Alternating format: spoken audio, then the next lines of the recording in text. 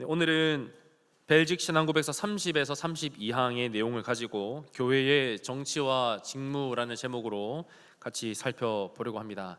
들어올 때 받으신 이 프린터물을 보시면 평소보다 괄호가 좀 많이 되어 있을 것입니다.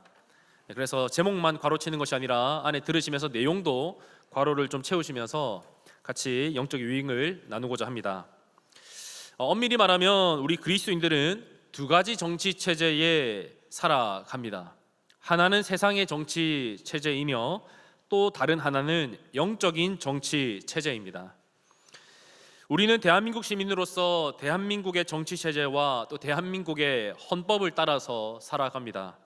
또한 우리는 하나님 나라의 시민으로서 하나님의 정치 체제와 하나님의 말씀을 따라서 동시에 살아가고 있습니다. 두 가지의 정치 체제가 갈등을 일으킬 때가 있습니다. 본래 국가의 정치 체제는 교회의 정치와 분리되어 있습니다. 국가의 임무는 교회를 보호하는 것이고 교회의 임무는 국가를 위해서 기도하고 하나님의 말씀을 선포하는 것입니다. 이런 방식으로 국가와 교회는 분리되어 있지만 적대적이지 않고 상호 협력적입니다. 국가와 교회의 관계는 오늘 우리가 다룰 주제는 아닙니다. 오늘 우리가 함께 나눌 주제는 교회 정치에 대한 것입니다. 교회는 어떻게 다스려져야 하며 교회의 모든 교인들, 특별히 직분자들은 어떤 직무를 갖고 있느냐에 대한 것입니다.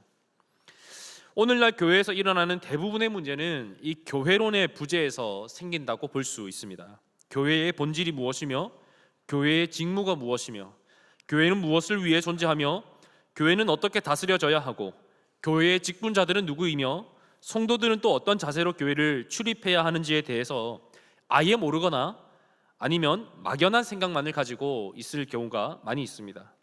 그래서 오늘은 에베소서 4장 11절에서 14절 말씀과 또 벨직 신앙고백서 30에서 32항의 내용을 통해서 교회의 정치와 직무에 대해서 살펴보면서 예수님이 머리 되시는 참된 교회됨을 우리가 어떻게 나타내야 할지에 대해서 살펴보겠습니다. 첫 번째 내용입니다. 교회는 영적 질서에 따라서 다스려져야 합니다. 첫 번째 괄호입니다. 교회는 영적 질서에 따라서 다스려져야 합니다. 벨직 신앙고백서 30항을 통해서 살펴볼 교회 정치의 첫 번째 원리인데요. 교회는 영적 질서에 따라서 다스려져야 합니다. 본문 11절 말씀입니다. 그가 어떤 사람은 사도로, 어떤 사람은 선지자로, 어떤 사람은 복음 전하는 자로, 어떤 사람은 목사와 교사로 삼으셨으니. 벨직 신앙고백서 30항 본문에 보면은 첫 번째 문단에 밑줄을 쳐 놓았습니다. 그 30항의 첫 번째 문단 줄친 부분을 같이 읽어보겠습니다. 시작. 우리는 이 참 교회가 우리 주님께서 당신의 말씀에서 가르치신 영적 질서에 따라 다스려져야 함을 믿습니다. 여기서 강조되는 것은 영적인 질서입니다. 벨직 신앙고백서 30항은 참된 교회가 영적 질서에 따라서 다스려져야 한다라고 고백합니다. 죄를 범한 자들은 영적 방식으로 징계를 받는다고 말합니다.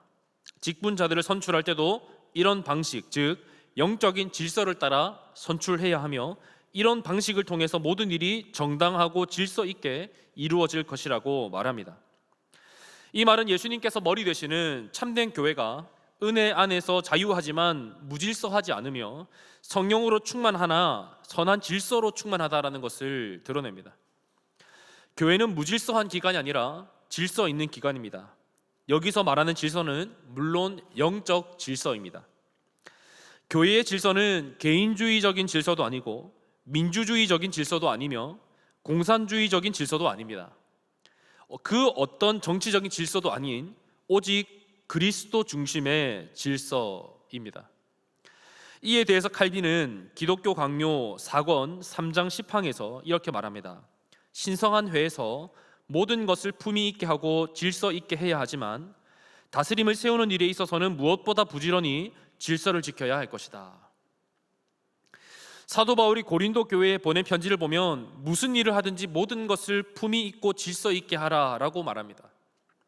칼빈도 교회를 향하여서 다른 그 무엇보다 질서를 지켜야 한다라고 말합니다. 세상의 정치는 범법한 자에 대해서 재판합니다.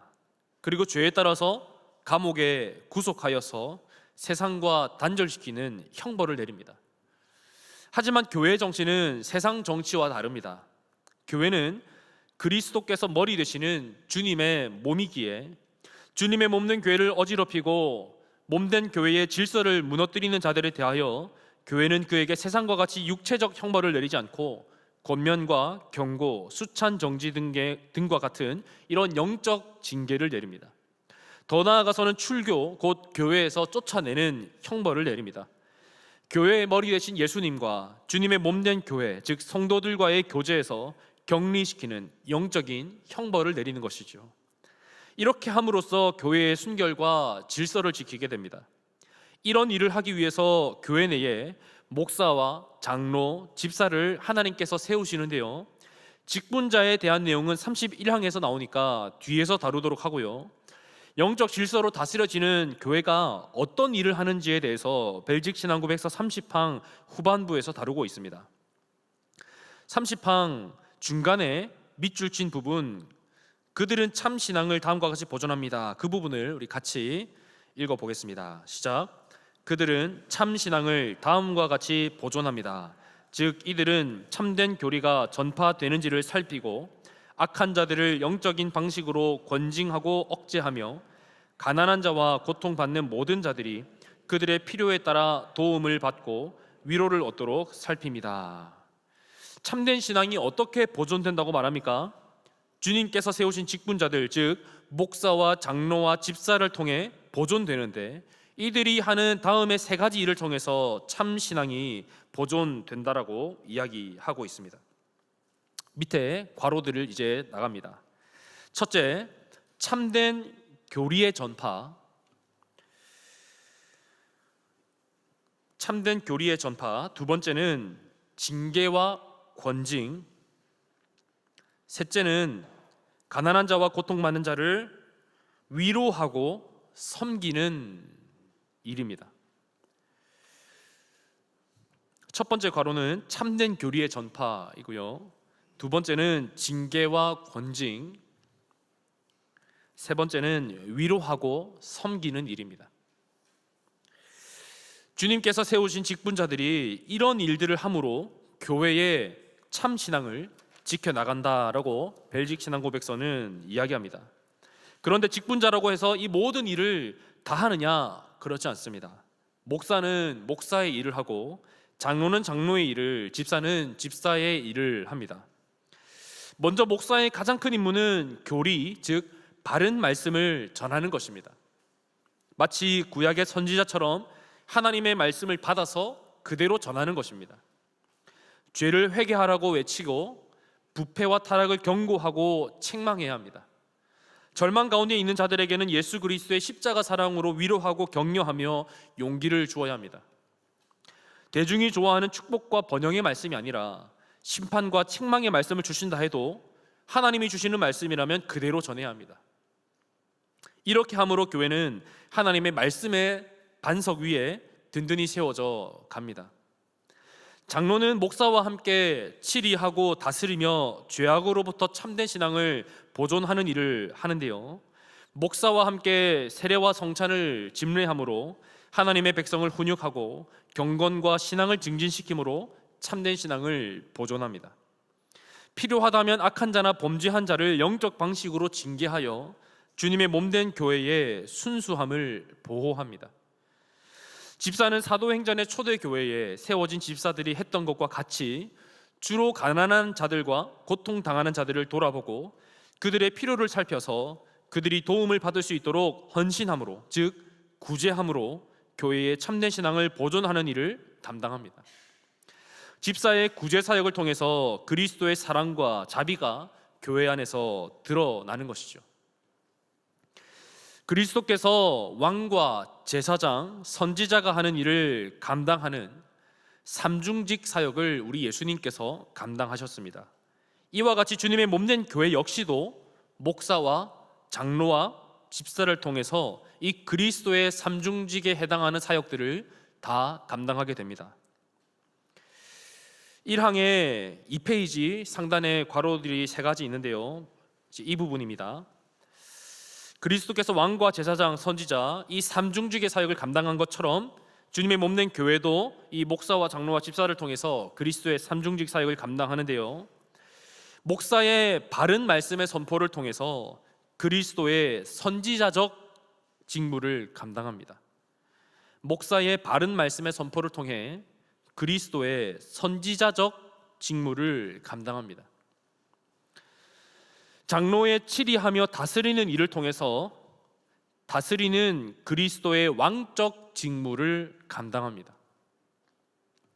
목사를 통해서는 선지자적 직무를 감당하고요, 장로를 통해서는 왕적 직무를 감당합니다. 마지막 집사의 구제 사역을 통해서는 자기 백성을 돌보시고 섬기시는 그리스도의 제사장적 직무를 감당합니다. 목사를 통해서 그리스도의 선지자적 직무를 감당하고요, 장로를 통해서 그리스도의 왕적 직무를 감당하고, 집사의 구제 사역을 통해 그리스도의 제사장적 직무를 감당합니다. 주님은 이런 방식으로 교회와 자기 백성을 돌보십니다. 에베소서 4장 12절 말씀은 주님께서 직분자들을 주신 이유에 대해서 말하는데, 성도를 온전하게 하여 봉사의 일을 하게 하며 결과적으로 그리스도의 몸을 세우게 하기 위함이다라고 분명히 밝힙니다. 우리가 받은 직분은 사회에서의 계급장 개념이 아니라 그리스도의 몸된 교회를 세우기 위한 봉사와 섬김의 직분임을 늘 마음에 새기고, 늘 주님이 맡기신 그 직분을 충성스럽고 신실하게 감당하시는 저와 여러분 되시기를 바랍니다. 두 번째 내용인데요, 31항을 통해서 살펴볼 교회의 정치의 두 번째 원리는, 교회의 직분자들은 하나님께서 부르시고 임명하신다는 사실입니다. 2페이지 두 번째 걸어입니다. 교회의 직분자들은 하나님께서 부르시고 임명하십니다. 벨직 신앙고백서 31항에 보면은 밑줄 친 문단이 있습니다. 1페이지에 벨직 신앙고백서 31항에 보면 밑줄 친 첫 번째 문단이 있습니다. 밑줄 친 첫 번째 문단만 같이 읽어보겠습니다. 시작. 우리는 하나님의 말씀의 사역자들과 장로들과 집사들이 하나님의 말씀에 규정된 대로 기도와 선한 질서를 따라 교회의 합법적인 선거를 통하여 선출되어야 함을 믿습니다. 여러분, 직분자들은 하나님께서 세우심을 믿으시기 바랍니다. 하나님께서 교회를 위해서 직분자들을 부르시고 임명하십니다. 그러나 우리가 기억할 것은 하나님께서 직분자들을 부르시고 임명하시지만 교회의 질서나 또 교회의 절차를 무시하거나 또는 교회 성도들의 의사와 전혀 상관없이 일방적으로 행하시지는 않는다는 사실입니다. 벨직 신앙고백서는 직분자 선출에 대한 두 가지 원리를 제시하고 있습니다. 첫 번째는 말씀에 규정된 대로 하는 것이고, 둘째는 기도와 질서 안에 교회의 합법적인 선거를 통해서 선출하는 것입니다. 하나님께서 직분자를 택하시고 임명하여 세우시지만 교회나 회중과 상관없이 이 일을 하지는 않으십니다. 즉, 하나님이 세우시는 직분자들은 반드시 교회 안에 합법적인 질서와 절차를 통해서 그 부르심을 확증해야 한다는 사실입니다. 이것이 왜 중요할까요? 이런 질서와 절차를 통한 확증 없이 직분자가 되려는 자들이 교회 안으로 들어오려 했기 때문입니다. 벨직 신앙고백서를 작성한 귀도 드 브레가 직분자의 선출에 관해서 이야기할 때 합법적이라는 말과 규정이라는 말을 왜 이토록 강조하며 사용했는지를 생각해 볼 필요가 있는데요, 이 당시의 교권으로 직분을 일방적으로 임명했던 로마 카톨릭과 또 17세기 당시의 제세례파들이 활개를 쳤기 때문입니다. 제세례파는 직분의 파괴를 주장합니다. 어떤 사람이 스스로 설교자로 부르심을 받았다라고 느끼면 누구든지 강단에 서서 자유롭게 설교할 수 있다라고 주장했습니다. 누군가 하나님으로부터 직접 계시를 받았다라고 하면 그것을 설교자나 직분자로 부름을 받은 증거라고 생각하고 교회 안에 밀고 들어왔습니다. 그러나 참된 교회는 그러한 사람들을 설교자로 간주하지 않습니다. 참된 신앙 고백과 역사적인 신조 위에 서 있는 교회는 성경에 규정된 대로 직분자들의 부르심을 합법적인 선거를 통해서 교회 공동체가 공인하고 확증하는 절차를 지나게 됩니다. 하나님이 우리를 부르실 때도 동일합니다. 직분자로 선택을 받는 모든 사람들에게는 소위 부르심이 있습니다. 그 부르심은 때때로 참된 하나님의 부르심이 아니라 신비적이고 감정적이고 주관적인 나 혼자만의 생각일 수도 있습니다. 마치 제세례파가 스스로 설교자로 부름을 받았다라고 말하면서 아무렇게나 설교 강단에 올라왔던 것처럼 말입니다. 그렇다면 내가 부르심을 받았는지, 내가 직분자로 부름을 받았는지 알 수 있는 방법은 무엇일까요? 성경은 크게 두 가지를 말합니다.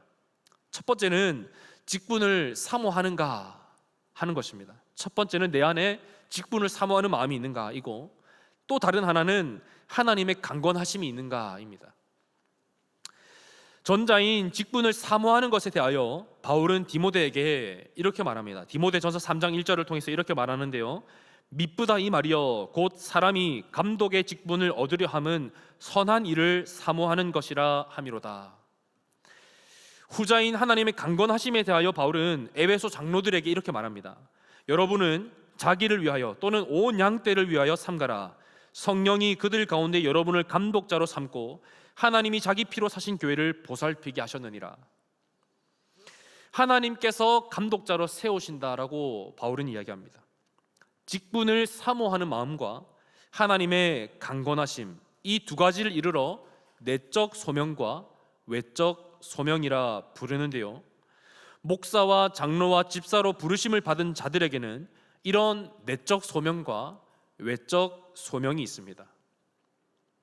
하나님의 부르심을 또는 강권하심을 받았다라고 하는 사람은 자신이 성령과 지혜가 충만하고 칭찬받는 사람인지에 대해서 당회와 교회 회중들의 피택과 선거를 통해서 확증되고 검증되어야 합니다.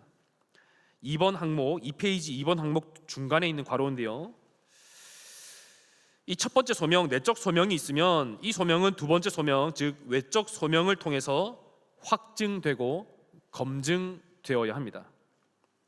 즉 교회의 모든 성도들은 기도하면서 교회의 질서와 절차에 따라서 과연 어느 성도가 목사와 장로와 집사의 직분을 감당할 만큼 성령과 지혜가 충만하며 사람들에게 칭찬을 받는지를 고려해야 합니다. 이런 의미에서 직분의 임명은 개인적인 기호나 선호에 따라서 이루어질 수도 없고 그렇게 해서는 안 됩니다.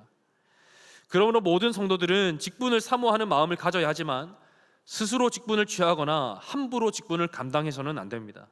기도와 질서 안에서 교회의 합법적인 선거를 통해서 선출되고 확인되고 검증되어야 하는 것입니다.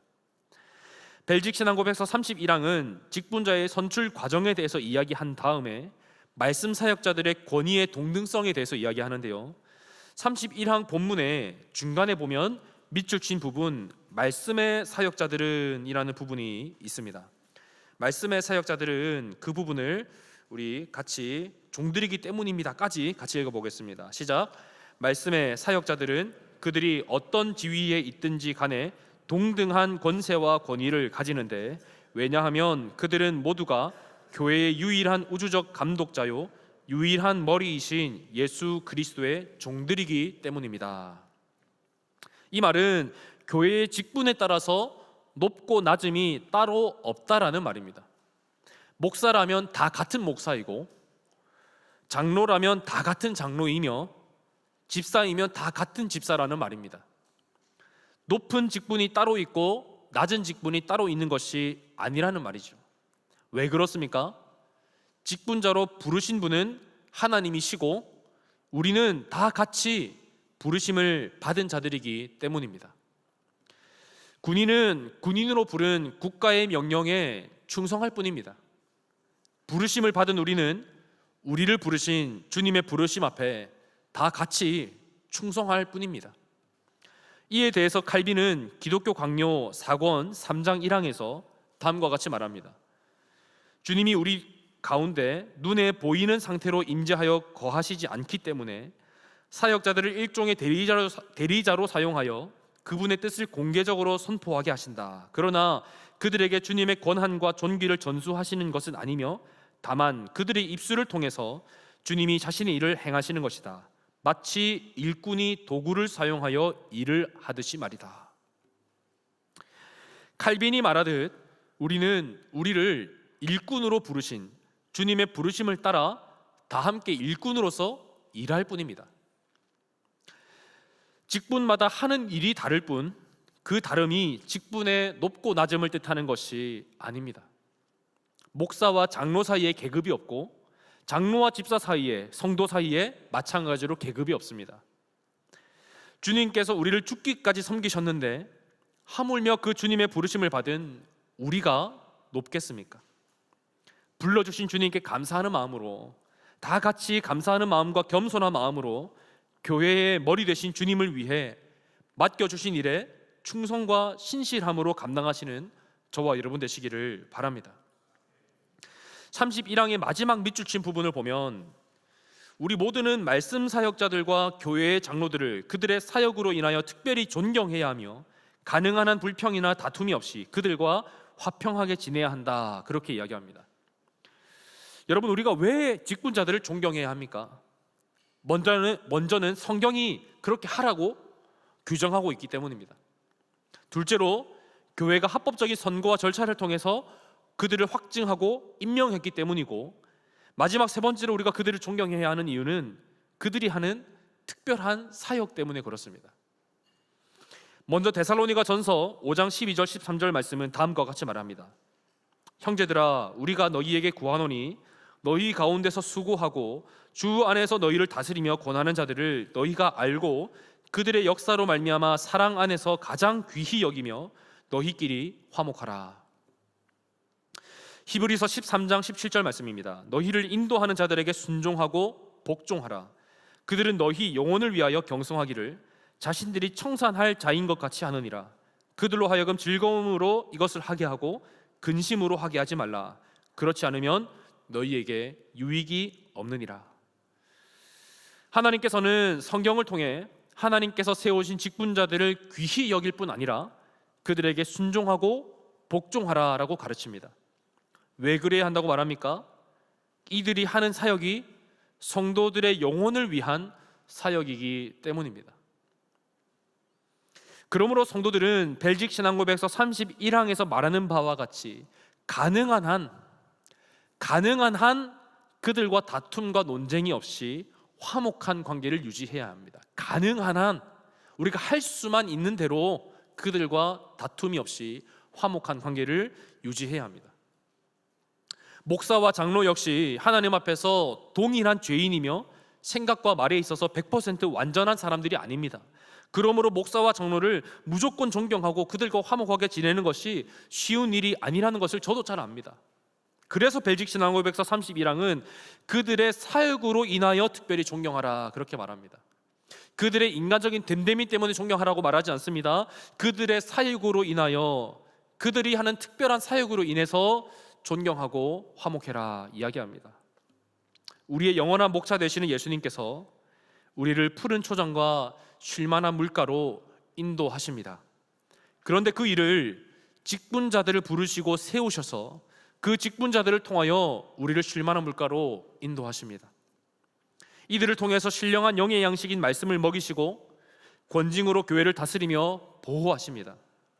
때로는 따끔하게 책망도 하시고 때로는 따뜻하게 위로하고 권면하시기도 합니다. 모든 직분자들을 존경하되 특별히 말씀과 치리를 맡은 목사님과 장로님들을 존경하고 주 안에서 진실하게 사랑하시는 저와 여러분 되시기를 바랍니다. 마지막 32항을 통해서 살펴볼 교회 정치의 세 번째 원리는요, 교회의 화합과 일치를 위해 하나님의 말씀을 따라 권징과 출교를 시행해야 합니다. 마지막 세 번째입니다. 교회의 화합과 일치를 위해 하나님의 말씀을 따라 권징과 출교를 시행해야 합니다. 벨직 32항은 교회의 질서를 바로 세우기 위해 하나님의 말씀을 따라 권징과 출교를 시행해야 한다라고 진술합니다. 권징은 훈련, 단련, 규율을 의미합니다. 교회의 권징과 출교가 필요한 이유는 교회의 화합과 일치를 유지하고 증진시키기 위함입니다. 특별히 하나님께 순종하는 모든 신자들을 지키기 위해서 더욱 필요합니다. 바울은 로마서 16장 19절 20절 말씀을 통해서 다음과 같이 말합니다. 너희의 순종함이 모든 사람에게 들리는지라. 그러므로 내가 너희로 말미암아 기뻐하노니 너희가 선한데 지혜롭고 악한데 미련하기를 원하노라. 평강의 하나님께서 속히 사탄을 너희 발 아래에서 상하게 하시리라.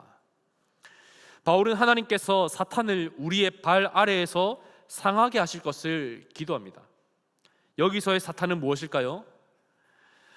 여태까지 배웠던 성경의 교훈을 거슬러서 분쟁을 일삼거나 거치는 돌을 두는 자들을 가리킵니다. 이들은 그리스도를 섬기는 것처럼 보이지만 자기의 배만 섬기고 순진한 자들을 미혹합니다. 거짓 선지자, 거짓 교사들이죠. 이들의 특징은 경건의 모양은 있지만 경건의 능력은 없습니다. 바울은 이런 사람들을 가리켜서 마음이 부패하여지고 진리를 잃어버려 경건을 이익의 방도로 생각하는 자들이라고 말합니다. 교회는 이런 자들로부터, 이런 거짓 선지자들, 이단들로부터 성도들을 지키기 위하여, 주님의 몸된 교회를 지키기 위하여 분별하여 권징과 출교를 시행해야 합니다. 바울은 이런 자들을 살피고 이런 자들에게서 떠나라고 말합니다. 살피고 이들에게서 떠나는 것, 미혹하지 못하게 하는 것, 다른 성도들로 하여금 순종하게 하는 것, 잘못된 가르침에 빠진 자들을 돌이켜 진리 가운데로 들어오게 하는 것, 그래서 죄인들을 구원하는 것. 교회는 이런 방식으로 예수님의 영광과 진리를 보호하고 교회의 화합과 일치를 유지하고 증진시킵니다.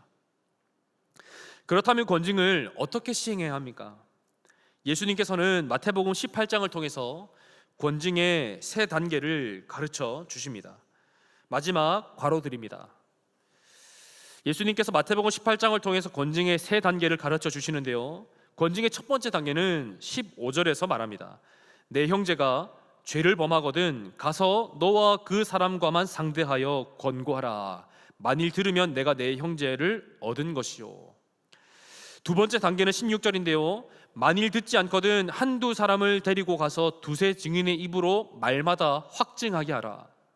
세 번째 단계는 17절입니다. 만일 그들의 말도 듣지 않거든 교회의 말하고 교회의 말도 듣지 않거든 이방인과 세리와 같이 여기라. 정리하면요, 권징의 첫 번째 단계는 개인적인 권면입니다.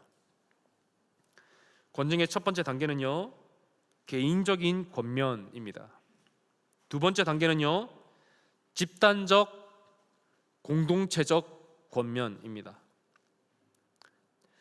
두 번째 단계는 집단적 공동체적 권면이고요, 마지막 세 번째 단계는 교회 7위회의 결정입니다. 7위회의 결정. 16세기 종교개혁 시대부터 19세기까지 교회 권징은 비교적 잘 수행되었습니다. 실제로 교회 안에서 권징을 하고 출교도 했습니다. 칼빈과 제네바 목사회는 제네바 교회의 교인들을 치리하고 권징했습니다. 음주와 가물을 즐기는 사람들, 도박과 가정폭력을 일삼는 사람들, 남편과 아내로서의 의무를 다하지 않는 사람들, 주일 예배에 불참하는 자들에게 수찬 정지를 내렸습니다. 성찬식에 참여하지 못하게 하는 것이죠. 심지어 가족 중에 아픈 사람이 있는데 목사와 장로를 청하여서 기도를 요청하지 않는 사람들에게도 권징을 시행했습니다. 물론 16세기와 지금의 시대를 단순 비교하는 일반화의 오류를 범해서는 안 됩니다. 그러나 지금의 교회들을 보면 어떻습니까? 권징은 급속도로 사라지고 있습니다. 거의 없는 것과 다름없어 보이기까지 합니다. 그러나 우리가 분명히 기억해야 되는 것은 우리가 주님의 말씀을 따라서, 주님이 하라 하신 그 말씀을 따라서 지금 이 시대에도 성찬을 시행하고 있다면 권징 역시도 주님께서 교회에 향하여 주신 말씀이기에 그 말씀을 따라 시행해야 한다는 사실입니다. 우리가 참된 하나님의 백성이라면 교회의 치리와 권징을 존중해야 합니다. 벨직 신앙고백서 28항은요, 참된 교회에 가입해야 할 의무를 이렇게 진술합니다. 모든 사람은 교회에 가입해야 하고 교회와 연합해야 할 의무가 있으며 교회의 하나됨을 유지해야 합니다. 그들은 스스로 교회의 교리와 권징에 복종해야 하고 예수 그리스도의 멍에를 매야 합니다. 그들은 한 몸에 속한 지체로서 하나님이 각자에게 주신 재능에 따라 형제를 세우기 위해 봉사해야 합니다. 그러므로 모든 성도들은 섬김의 자리에서 멀찌감치 한 발짝 뒤로 물러나 있으면 안 됩니다. 권징의 목적인 교회의 일치를 위해서 최선의 노력을 기울여야 합니다. 자신의 지식이나 감정, 의지나 생각이 아니라 교회의 공적인 교훈과 권징에 자신을 복종시켜야 합니다. 그렇게 하기 위해서 벨직 신앙 고백서는 우리에게 그리스도의 멍에를 메고 순종하라라고 권면합니다. 이것은 다른 성도들의 건강한 신앙생활을 위해서도 매우 필요한 일입니다. 나의 순종을 통해서 다른 성도들이 유익을 얻고 그들 역시도 순종하게 되기 때문입니다. 무엇보다 우리가 지금 구원받고 영생을 누리는 것이 우리를 위해서 십자가에 죽기까지 섬기신 예수님의 그 섬김 때문임을 믿는다면 우리는 이 예수님의 섬김을 본받아서 교회의 머리 되신 주님의 그 몸된 교회를 바르게 세우고 하나 되게 하기 위해서 더욱 힘써야 할 것입니다. 이 일을 위해서 주님께서 세우신 직분자들을 진심으로 사랑하고 존경하는 마음으로 화목한 관계를 유지하고 교회의 권징에 복종하며 봉사와 섬김의 자리에 자원하는 마음과 기쁜 마음으로 나서시는, 그래서 주님의 몸된 교회를 더욱더 든든히 세워가시는 저와 여러분 되시기를 주님의 이름으로 축원합니다.